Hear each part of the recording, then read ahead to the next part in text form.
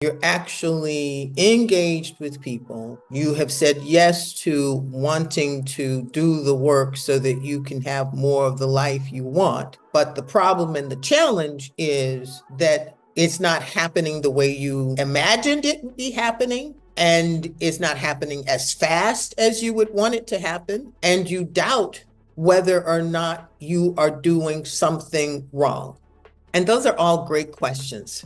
You know, the whole idea of it not happening as fast as we would want it to happen really allows us to practice faith. When you think about how much time has been invested in thinking about ourselves or not thinking about ourselves, not making ourselves a priority, not knowing who we are, not knowing and acknowledging our needs. There are years upon years of that behavior that has been practiced.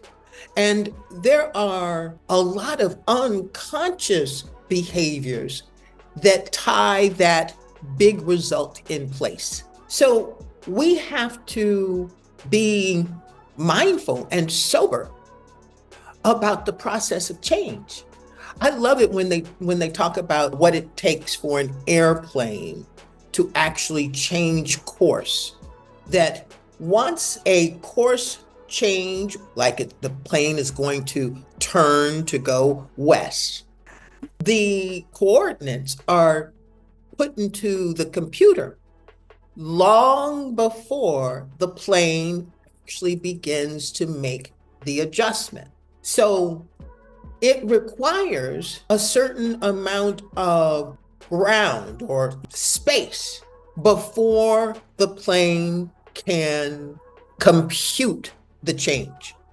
But it's computing the change the moment that the coordinates are actually entered.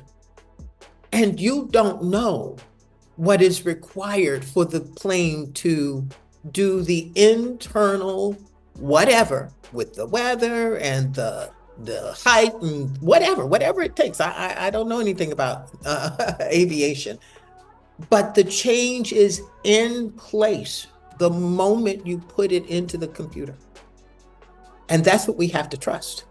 We have to trust that that water is going to boil and you don't have to keep watching that pot. We have to trust that you have just done something different than you have done all of these previous times, and that difference is going to make a difference. And you have to check in with yourself and tell yourself the truth about that feeling of doubt. Is that feeling of doubt connected to your possibility or to your past idea of yourself? That's a really big one, because your past idea of yourself, at least in the beginning, that identity, that way of seeing yourself, that way of feeling yourself,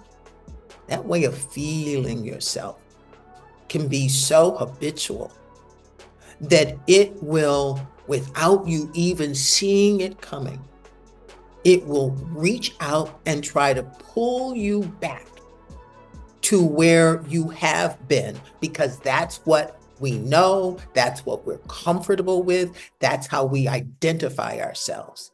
So when you decide to make a change, you can be rest assured that there will be a part of you that wants to stay where you have been, no matter how much you tell yourself you want to move forward.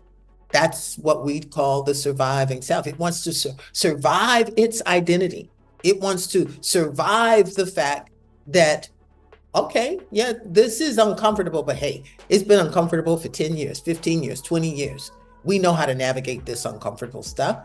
You could go outside of our comfort zone that is uncomfortable and find yourself in a mess. You could go outside your comfort zone and have your heart be broken. You could go outside of your comfort zone and be rejected. No, let's not do that. We're just going to stay here inside of what we know. There is that part of us that is always operating. It's called the surviving self. But the thing that we have to start having awareness of so that we can begin to have trust in is the thriving part of us, because the thriving part is the way that we move our lives forward. It's the part of us that says, it's safe out here. It's safe out here, not because of the people that are out here, not because we might run into difficulty and challenge. It's safe out here because we are stronger.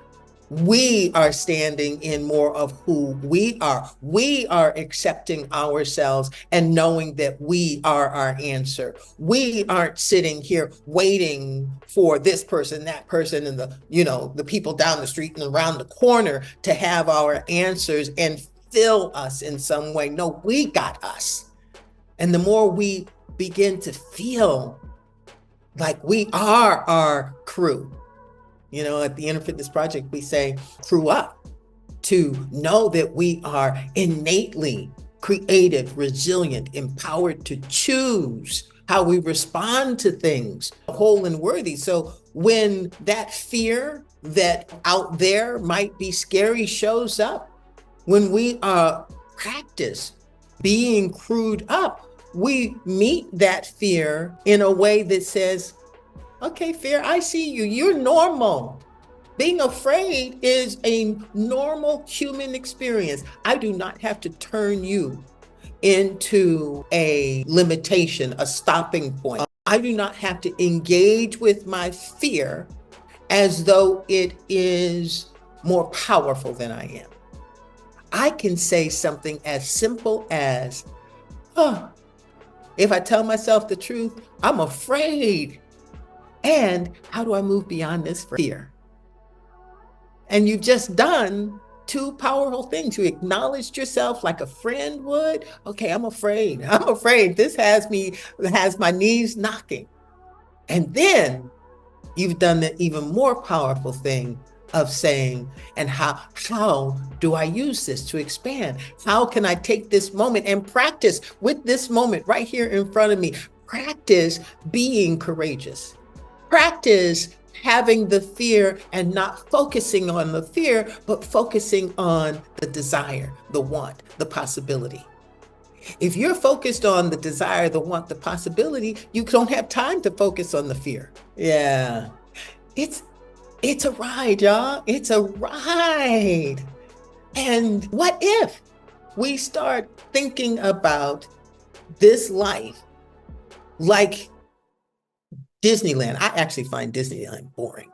So you got to think about when it comes to me, I have to think about a different amusement park. I grew up in Chicago, and there was this amusement park called Riverview. And oh my God, it was so much fun, right? Every single ride had your heart either in your stomach or you were excited or something. So whatever amusement park you want to use, why not start thinking about your life like it is an amusement park?